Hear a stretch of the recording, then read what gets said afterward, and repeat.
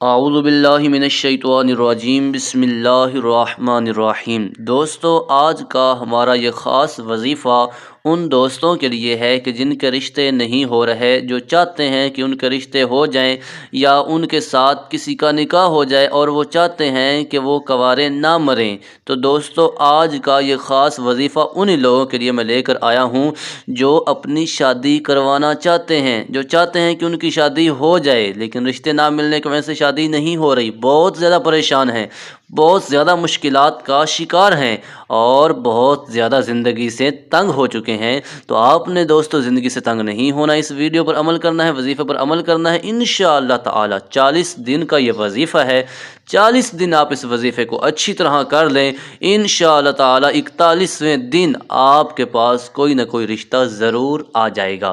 وظیفہ کیا ہے؟ لیکن چھوٹی سی ریکویسٹ ہے کہ آپ نے اس چینل کو سبسکرائب کرنا ہے، ویڈیو کو لائک کرنا ہے، اگر ویڈیو اچھی لگی ہو تو اس ویڈیو کو شیئر بھی کرنا ہے۔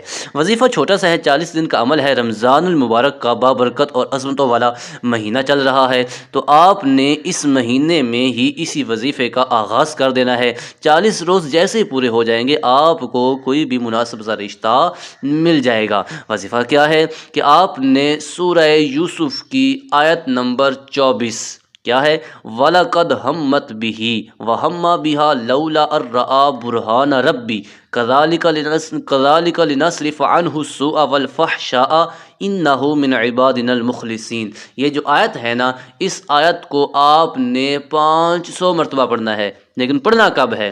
ہر روز عشاء کی نماز جماعت کے ساتھ پڑھنی ہے، اور عشاء کی نماز پڑھنے کے بعد سجدے کی حالت میں، سجدے میں جا کر آپ نے اس آیت کو 500 مرتبہ پڑھنا ہے۔ اب جیسے ہی آپ اس وظیفے پر عمل کرتے جائیں گے انشاءاللہ تعالی رشتوں کے دروازے آپ کے لیے کھلتے جائیں گے اور آپ اپنی زندگی کو انجوائے کر سکیں گے۔ اگر ویڈیو اچھی لگی ہو تو ویڈیو کو شیئر ضرور کیجیے گا۔